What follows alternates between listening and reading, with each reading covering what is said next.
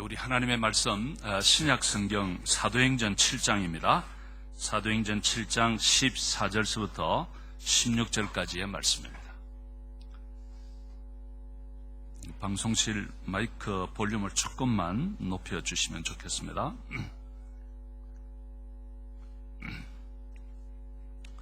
사도행전 7장 14절서부터 16절까지의 말씀입니다.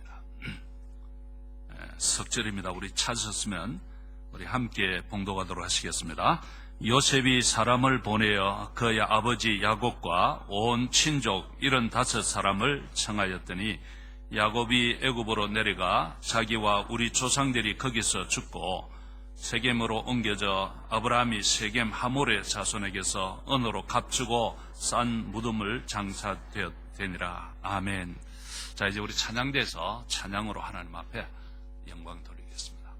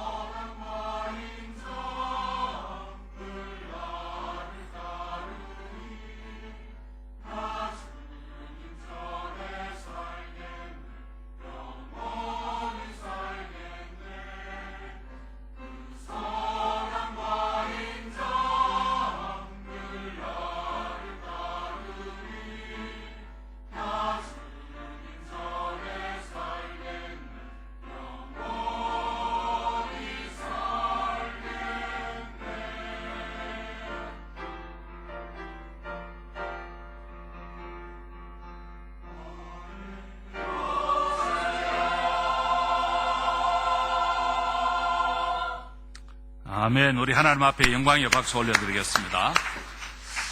자, 여러분들 우리 한번 아멘으로 반응해 볼까요? 할렐루야. 네. 다시 한번 좀 큰 소리로 할렐루야. 네. 여러분들 이렇게 영적으로 화답하는 이것이 우리의 영혼이 아주 이렇게 살아나게 되는 그런 역사가 있어요. 우리가 늘 그렇게 좀 반응하고 화답하는 그런 삶이 있으면 좋겠습니다. 우리 찬양을 하고 나도 아멘 하고 화답하고 박수라도 치고 그렇게 하면 얼마나 좋겠습니까? 자, 옆 사람에게 한번 인사하십시다. 우리 오늘도 은혜 받으시기 바랍니다. 한번 인사하십시다. 예, 그렇습니다. 오래전에 한국에서 있었던 일입니다. 한 개장수가 개를 사기 위해서 어느 집에 마당으로 들어갔습니다. 근데 그 집에 들어가는 순간 그만 그 집 개가 개장수에게 달려들었습니다. 그리고는 손과 다리, 발목 이런 데를 사정없이 물어뜯었습니다. 그래서 순식간에 이 개장수가 휘투성이가 되었습니다.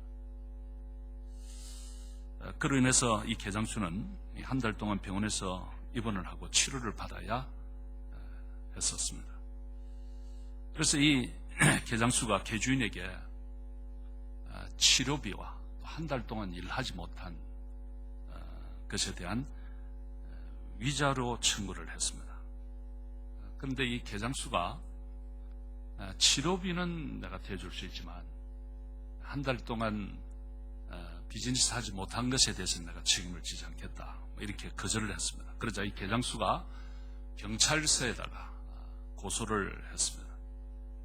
그런데 이 고소장을 접수한 경찰관의 말이 아주 인상적입니다. 그분은 이런 말을 했습니다. 일반적으로 계장수가 나타나면 걔는 의뢰이 계장수의 기에 눌려서 숨거나 꼬리를 내리기 마련인데 이번 사건은 극히 이례적인 경우라서 참 황당스럽다, 이런 표현을 했습니다. 그 경찰관을 황당하게 만들었던 그 계장수가 그냥 경력이 1, 2년 정도밖에 되지 않는 좀 아마추어가 아니라 무려 20년간의 경력을 가지고 있는 베테랑 계장수였다고 합니다. 그런 노련한 계장수가 뭐 호랑이나 독사가 아닌 개에게 물려서 중상을 입었다고 하는 이 이야기가 우리에게 시사하는 바가 많은 것이죠. 아무리 뛰어난 능력이나 어떤 경력을 가지고 있다 할지라도 결정적인 순간에 그것이 자기 자신을 지켜줄 수 없다. 뿐만 아니라 오히려 그것이 자신을 찌르게 되는 흉기가 될 수도 있다 하는 것을 적나라하게 보여주는 사건인 것입니다. 제가 자료를 뒤져보니까 이 계장수가 개에게 물린 바로 이틀 전에 태국의 탁신 친나왓이라고 하는 총리가 권좌에서 물러난 사건이 있습니다. 이 탁신 총리는 친서민 정책으로 한때 서민들로부터 굉장히 추앙을 받았습니다. 그런데 나중에 이분이 권력형 비리, 부패 뭐 이런 혐의로 국민들로부터 아주 상당한 저항을 받았습니다. 그러던 중에 그가 외교로 이 국내 문제를 좀 탈피하기 위해서 유엔 총회에 참석하기 위해서 뉴욕에 머물고 있을 동안에 국내에서는 군사 쿠데타가 일어났습니다. 그래서 졸지에 그만 권좌에서 밀려나고 말았습니다. 이 쿠데타가 일어나자 이 탁신 총리는 뉴욕에 자기 방에 머물고 있던 호텔 방에서 국내 텔레비전 망을 연결을 해서 비상상태를 선포합니다. 그리고는 병력의 불법 이동을 금지하는 동시에 당시 쿠데타의 주역이었던 손티 사령관, 이 사람을 해임하는 조치를 취했습니다. 하지만 이 나라 밖에서 하는 이런 일들이 별로 효과가 없었습니다. 그리고 쿠데타 군부가 이미 정부 청사와 또 이렇게 총리 관저 이런 것을 다 접수를 해버렸습니다. 그러니까 이 탁신 총리는 어떻게 손을 쓸 수 있는 방법이 없었습니다. 속수무책이었습니다. 그리고 이미 국내 방송과 통신망은 군부의 손에 다 넘어가 버리고 말았습니다. 그런데 참 재미있는 것은 이 탁신 총리가 태국의 최대 통신사의 재벌 출신이라는 거죠. 그 통신 재벌이 가장 결정적인 순간에 그 통신 수단이 없었어.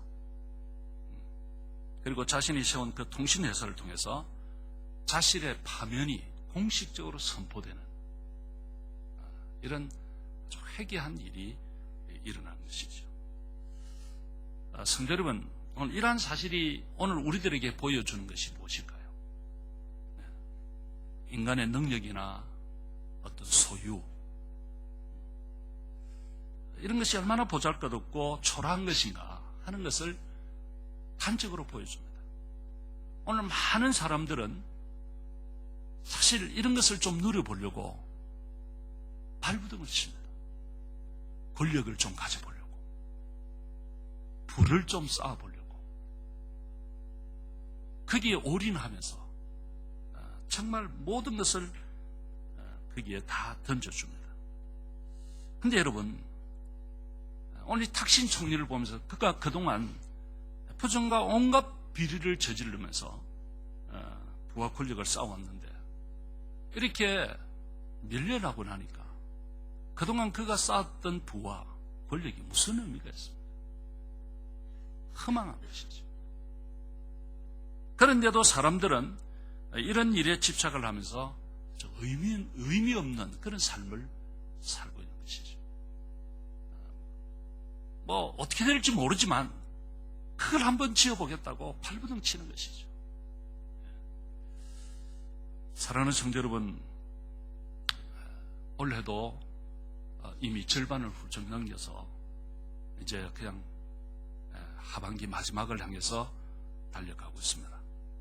그런데 여러분, 여러분이 올해 그냥 멀리 보지 마시고 올해 1월 1일부터 지금까지 살아오면서 절반 이상을 살지 않았습니까? 그런데 그 살아오면서 정말 기억에 남는 의미 있는 일은 무엇일까요? 내가 올 한 해 지금까지 살아오면서 내 머리에 기억에 남는 의미 있는 일 뭔가 있으세요? 만약 그런 의미 있는 일이 나에게 별로 기억이 없다면 아마 지난 이 반년 동안의 삶이 어떤 의미를 추구하면서 산 삶은 아니지 않을까 하는 반증이 되는 것이죠. 그냥 그렇게 살아온 것이죠.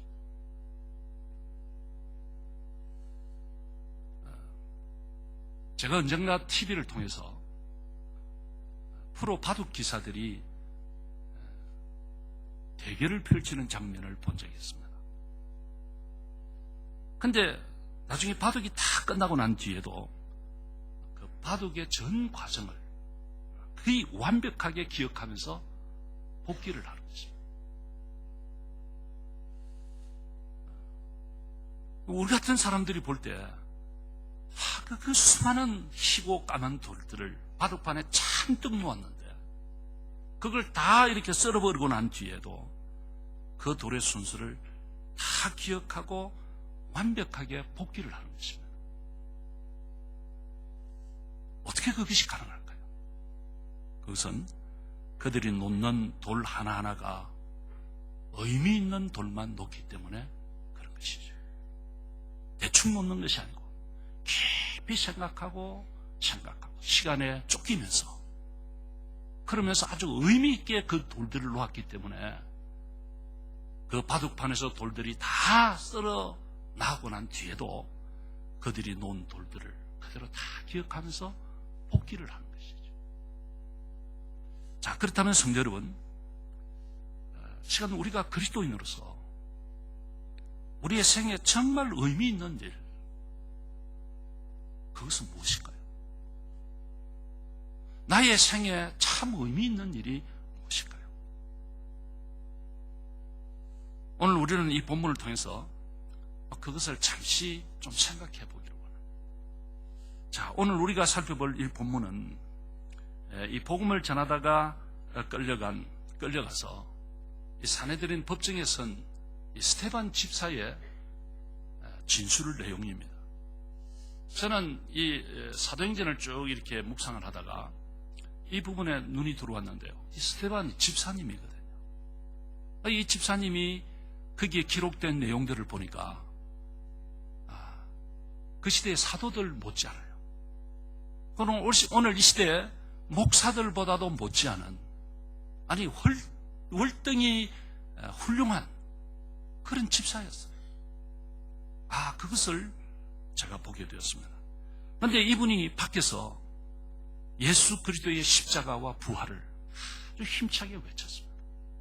이것을 못마땅하게 여긴 당시의 종교 지도자들이, 유대인들이 예수님을 전하니까 싫었습니다. 그래서 이 스데반을 제거하기 위해서 거짓 증인을 내세웁니다. 그리고는 그를 모함합니다. 이때 스데반이 이 산헤드린 법정에서 한 진술이 오늘 사도행전 7장에 나오는데요. 그 진술이 상당히 길어요. 7장 2절서부터 53절까지 그 내용이 쭉 이어지고 있습니다. 이 스데반은 이 진술을 통해서 그들의 믿음의 조상이었던, 유대인들의 믿음의 조상이었던 아브라함으로부터 시작해서 솔로몬에게 이르기까지 2000년에 걸쳐서 하나님께서 베풀으신 구원 역사, 그 은혜가 어떤 것인지를 아주 진술을 했습니다. 아주 간략하면서도 1000년의 역사를 아주 명확하게 진술을 했습니다. 자, 그런데 오늘 이 본문은 이러한 스데반의 진술 가운데 한 부분입니다. 그런데 그 중에서도 특히 요셉에 관계된 부분입니다. 그것도 이 요셉이 오늘 이 본문을 보니까 사람들을 청하였더라. 제 시선이 여기에 머물렀습니다.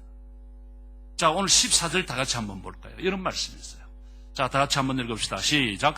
요셉이 사람을 보내어 그 아버지 야곱과 온 친족 이런 5사람을 청하였더니, 여기 청했다고 하는 말씀이 나옵니다. 아브라함의 손자였던 야곱에게 아내가 4사람이 있었습니다. 그리고 그 4아내로부터 12아들을 야곱이 얻었습니다. 그런데 요셉은 그 12아들 가운데 11번째 아들이었습니다. 그런데 이 요셉은 이 이복 형들의 미움을 받죠. 그리고는 애굽으로 팔려갑니다. 그래서 그 애굽에서 무려 13년 동안 종살이를 하고 감옥살이를 하면서 생고생을 다했습니다. 하지만 하나님은 그와 함께 하셔서 그를 모든 환난과 고통에서 건져내시고 애굽의 총리로 세우셨다고 하는 내용입니다. 자, 여러분들, 이런 내용은 우리가 이미 창세기를 통해서 잘 알고 있습니다. 그런데 여러분, 이런 내용 가운데 우리가 이런 본문을 보면서 늘 한 가지 답답한 것이 있습니다. 제가 말씀드리려고 하는 것은 이게 핵심은 아닙니다만은, 근데 이거 잠깐 생각해 보는 것도 좋을 듯해요. 우리가 이런 본문을 대하면서 늘 마음에 한 가지 좀 답답한 것은 무엇인가 하면, 하나님이 요셉과 함께 하셨더라, 이런 말씀이 나오는데요. 정말 하나님께서 요셉과 함께 하셨다면 요셉이 애초에 애굽의 종으로 팔려갈 때 그때 왜 막아주시지 않았었던가? 처음부터 막아주시지.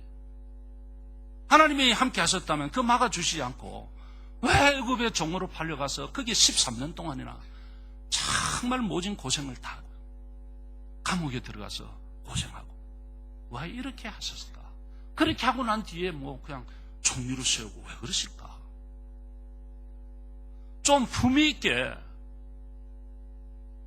요셉을 좀 이렇게 잘 보호해서 좀 정말 품위 있게 이렇게 살게 하다가 그리고 좀 총리로 세우면 안 될까 하는 그런 답답함이 어떤 면에서 우리에게 있는 것이죠. 근데 여러분, 제가 이제 이런 내용과 또 창세기와 번갈아 가면서 이렇게 볼 때 이 창세기를 가만히 들여다보니까 하나님께서 그렇게 하신 이유가 있는 것 같다. 그거죠. 창세기 37장 2절을 한번 볼까요?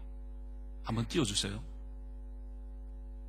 예, 다시 한번 읽을까요? 시작. 야곱의 족보는 이러하니라. 요셉이 17세의 소년으로서 그의 형들과 함께 양을 칠 때에 그의 아버지의 아내들 빌하와 실바의 아들들과 더불어 함께 있었더니 그가 그들의 잘못을 아버지에게 말하더라.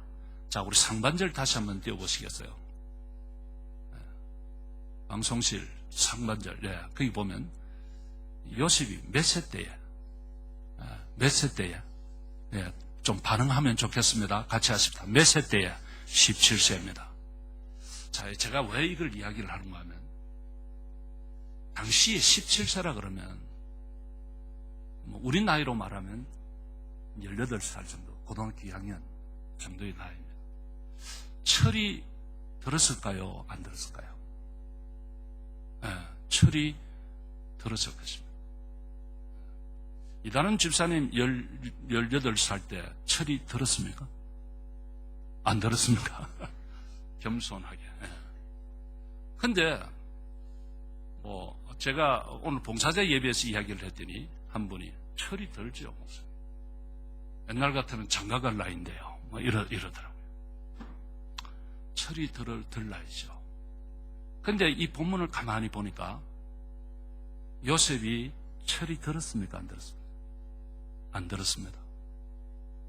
세상에 아무리 이복 형제들이지만 같이 있다가 형들이 뭐 잘못할 수도 있겠죠. 그것을 아버지에 가서 꼬치꼬치 다 일러 바치는 고자질을 합니다.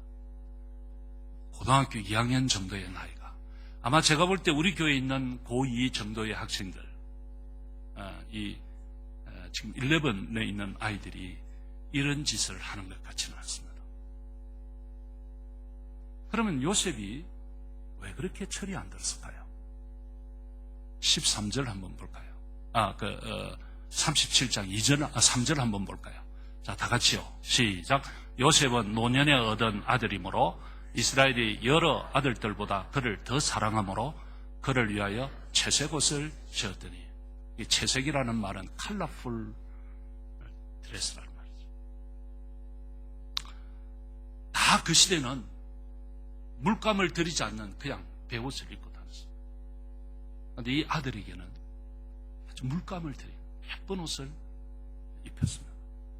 그래서 여러 아들들보다 그를 더 사랑함으로 편애한 것이죠. 그래서 이 아들이 철이 안 들었던 것 같아요.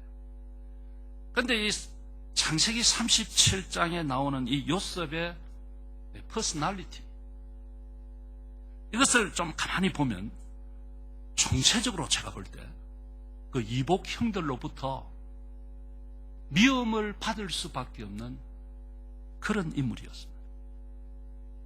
철이 안 들었어요. 요셉이 예쁜 짓을 별로 안 했어요.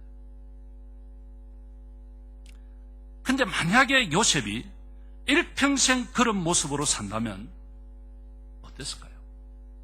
그가 의식적으로든 무의식적으로든 수많은 사람들에게 상처를 줄 수 있는 그런 삐뚤어진 인물이었습니다. 이것이 형들에 의해서 애굽으로 팔려가는 요셉을 하나님께서 그냥 허용하신 이유 중에 하나인 것이죠. 그래, 팔려가는 것이 낫겠다. 허용하신 것이죠. 이렇게 해서 애굽으로 팔려간 요셉이 종사를 했던 곳이 어딘가 하면 당시에 왕의 경호대장이었던 보디발의 집이었습니다. 그런데 이 보디발 장군 집은 여러분들 우리가 단순한 집이 아니었습니다. 거기에는 국사범들을 수용하고 정치범들을 수용하는 감옥이 딸린 하나의 국가기관이었습니다. 거기에서 종사를 시작한 이 요셉은 보디발 장군의 신임을 얻습니다. 나중에. 그리고는 그곳 살림 일체를 책임지게 되는 것이죠. 그러니까 이 요셉은 자신도 모르게 그곳에서 고도의 재무 관리에 대한 훈련을 받게 되는 것입니다. 그리고 나중에는 보디발의 아내의 농간으로 감옥살이를 하지 않습니까? 우리가 이런 내용은 잘 알고 있습니다. 그런데 그가 수감되었던 이 감옥은 애굽의 정치범들이 수감되는 곳이었습니다. 거기서 요셉은 결국 신임을 얻습니다. 그리고는 정치범들을 관리하는 일을 나중에는 또 도맡게 되었습니다. 이런 과정을 통해서 아주 자연스럽게 그는 인사관리 그리고 정치 훈련을 받게 되는 것이죠. 그러니까 그가 받은 이 재무관리와 정치 수업은 당시 건동지방의 최대 강국이었던 애굽으로 팔려가지 않고서는 그냥 그 자기 아버지 집에 머물러 있었다고 하면 전혀 받을 수 없는 값진 훈련들이었습니다. 이것은 하나님께서 미리 계획하신 것이었어요. 자신만 알고 다른 사람들에게 상처만 줄 그런 인격의 소유자인 이 요셉을 하나님의 방식으로 훈련시키시는 것이죠. 그래서 애굽의 총리감이 될 수 있도록 하나님께서 만들어 주셨습니다. 그러니까 여러분, 우리가 가끔 이렇게 잘못 오해하는 경우가 있는데 그것이 뭐냐면 요셉이 꿈 해석 한번 잘해서 어쩌다가 갑자기 어느 날 갑자기 총리가 됐다. 그런 것이 아니었습니다. 그는 이미 애굽의 총리가 될 수 있는 자격과 자질 이런 것들을 이미 다 갖추고 있었습니다. 이렇게 해서 총리가 된 요셉은 이제 우리가 잘 아는 것 같이 7년간의 대풍년을 잘 관리를 합니다. 그리고는 다음에 닥칠 이 7년간의 대흉년, 기근 이것을 대비합니다. 이 당시에 근동 지방에 강타했던 이 대기근은 자기 아버지가 살고 있던 가나안 땅을 비켜가지 않았습니다.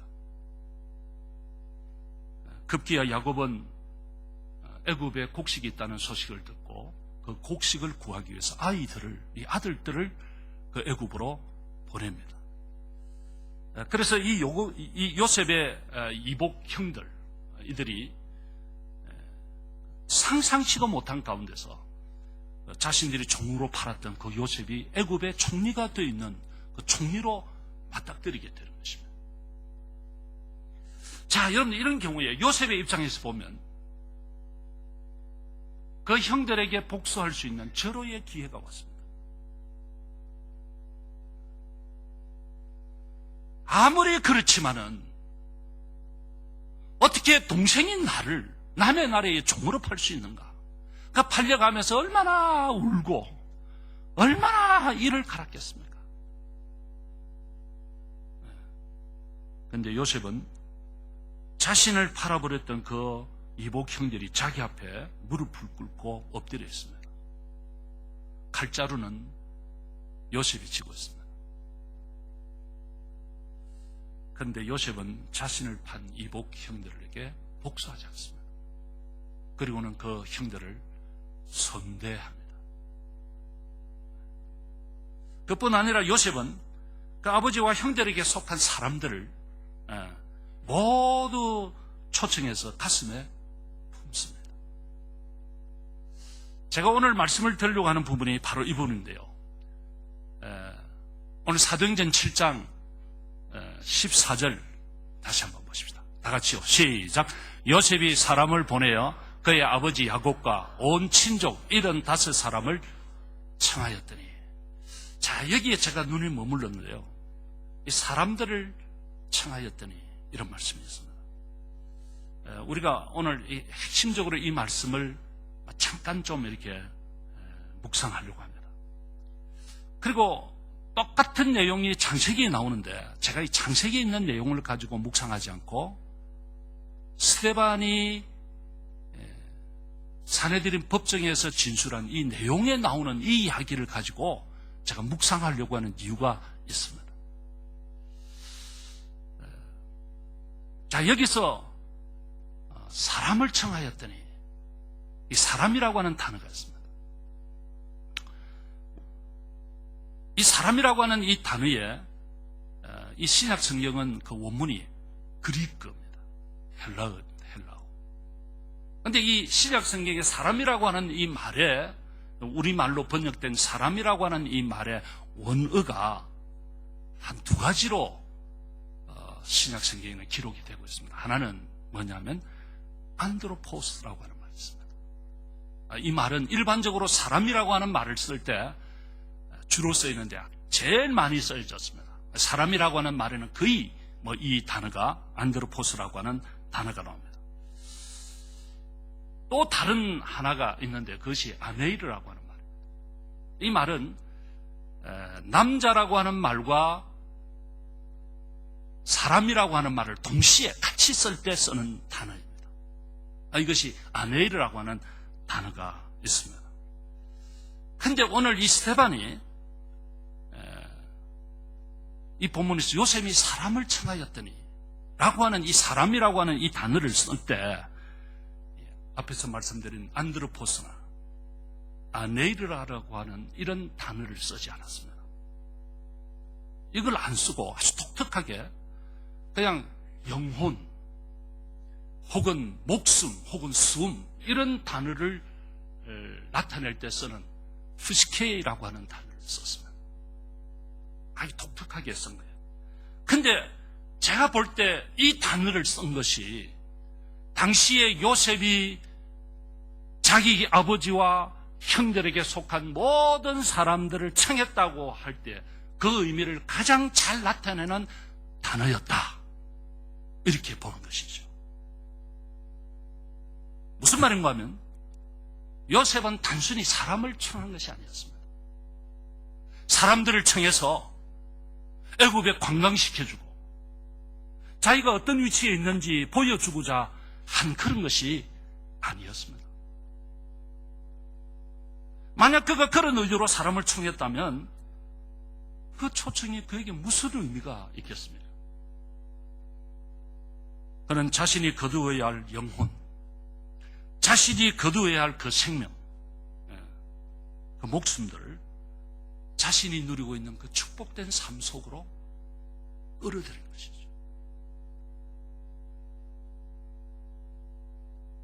그들의 영혼을, 그들의 생명을 구원하고자 하는 간절한 마음이 그에게 있었던 것입니다.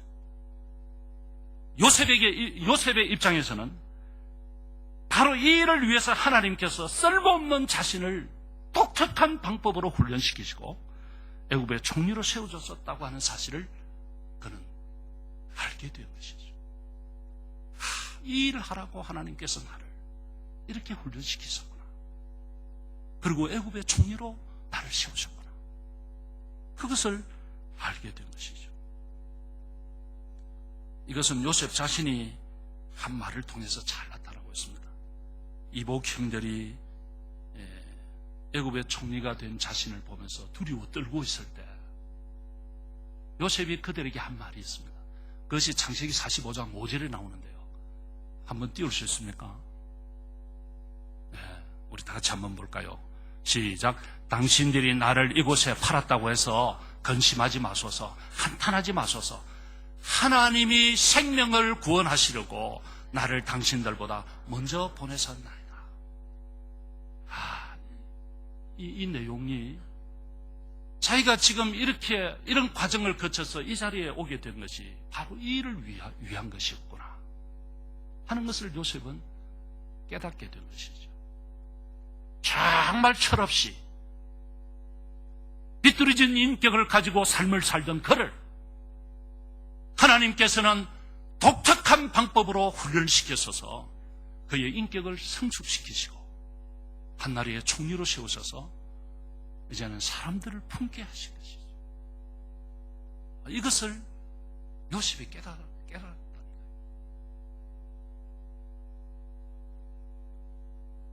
요셉은 이제 하나님을 믿는 사람이 정말 추구해야 할 그 삶이 어떤 것인지를 명확히 알고 있었습니다. 그것은 누구의 영혼을 책임지는 하나님의 도구로 쓰임받는 것이죠. 내가 이 총리의 자리에 오르게 된 것이 누군가를 섬기기 위해서 하나님께서 나를 도구로 쓰시고자 하신 것이다. 이것을 그가 알게 된 것이죠. 사랑하는 성도 여러분, 우리도 다음 주일이면 사람들을 초청할 것입니다. 아마도 이 일을 위해서 그동안 많은 수고를 하셨을 것입니다. 시간도 투자하고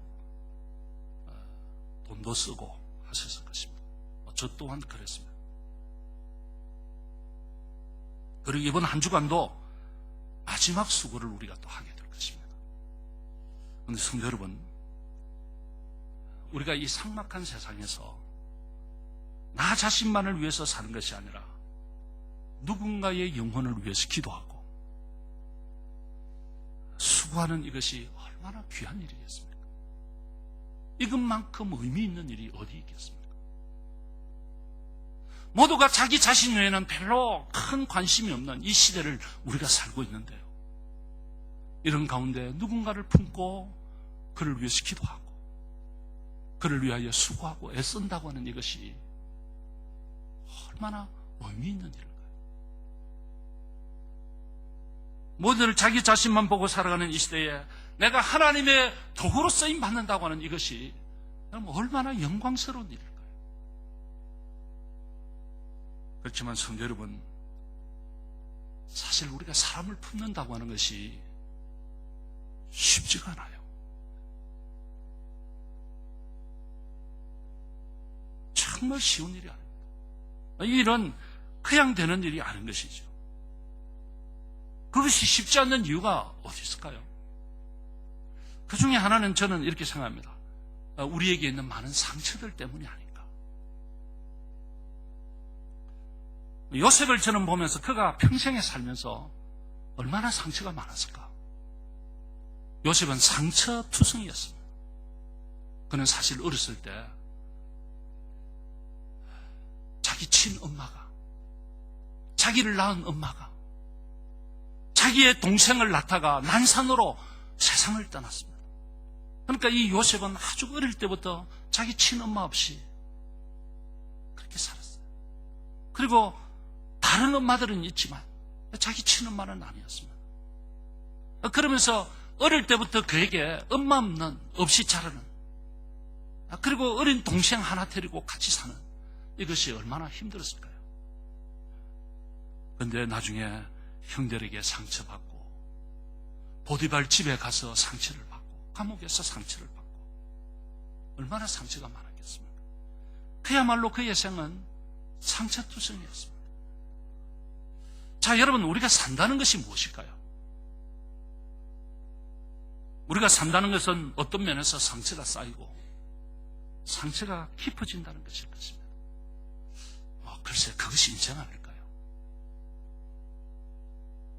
사람을 가까이 하면 할수록 어쩔 수 없이 상처가 쌓이는 거예요. 특히 여러분들, 우리 교회가 그렇게 큰 교회가 아니잖아요. 많이 우리 다 서로 합니다.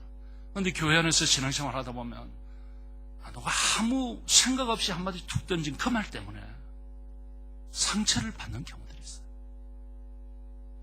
그렇게 말을 한 사람은 아무 의미 없이 어떤 무슨 의도 없이 했는데, 근데 그 말 때문에 내가 상처를 받는 것이죠.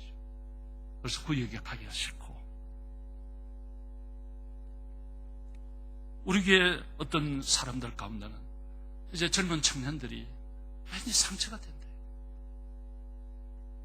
우리 기성세대 어른들이 그냥 한 말씀 하신 것이 왠지 아이들에게 상처가 된대. 그리고 어떻게 결혼을 했는데, 난 그 교회 가서 상처받을까봐 한번 우리 현직교회를 나가자. 아내가 또 이렇게 하니까 현직교회로 나가는 사람도 있는 것이죠. 여러분들, 어딜 간들 사람이 사는 곳은 다 마찬가지 아니겠습니까? 상처 없이 생을 살 수는 없습니다.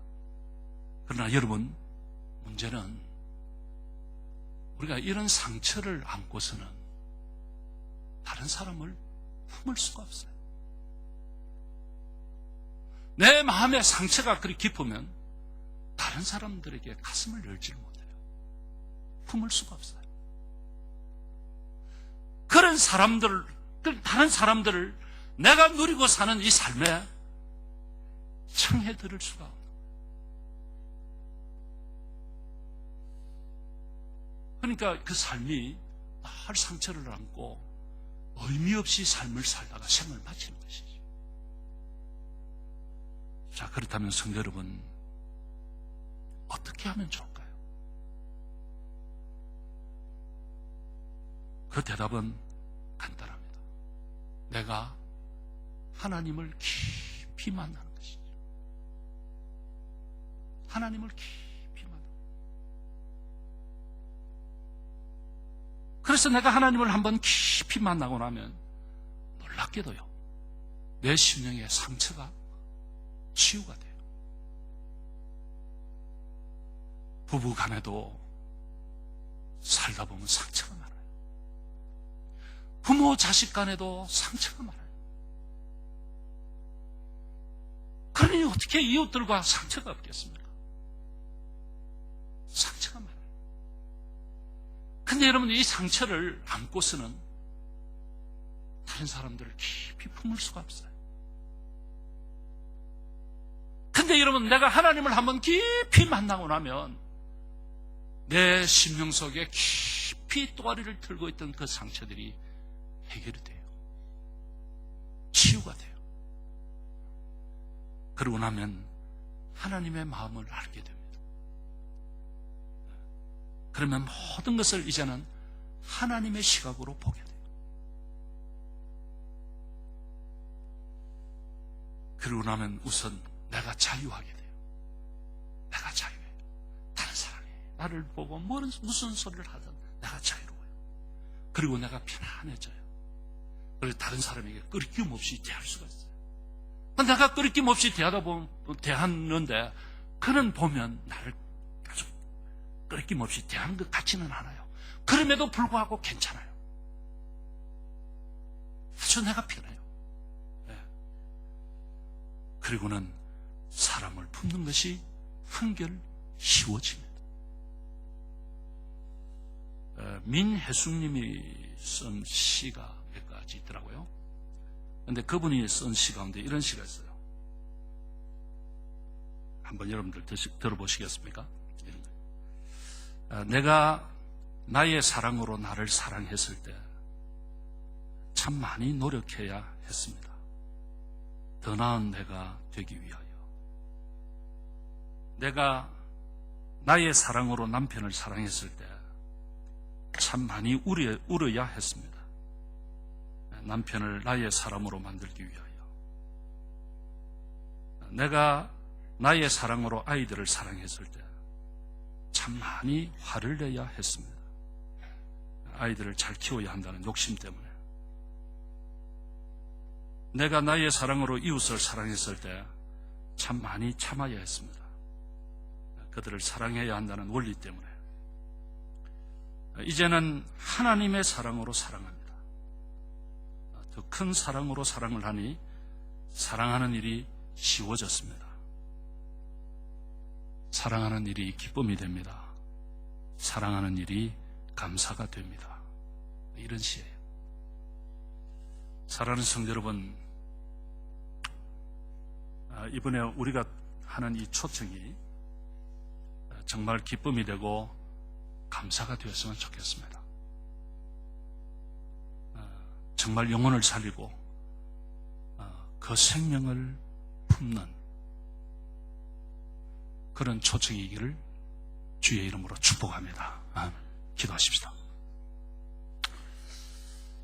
오늘 이 말씀을 우리가 생각하면서 요셉의 이 초반기의 삶은 사람들을 품을 수가 없었습니다. 또 많은 상처가 있었습니다. 그런데 나중에는 그가 진심으로 사람들을 품고 그가 받아 누리는 하나님의 은혜의 자리에 사람들을 청하는 모습을 우리가 보았습니다.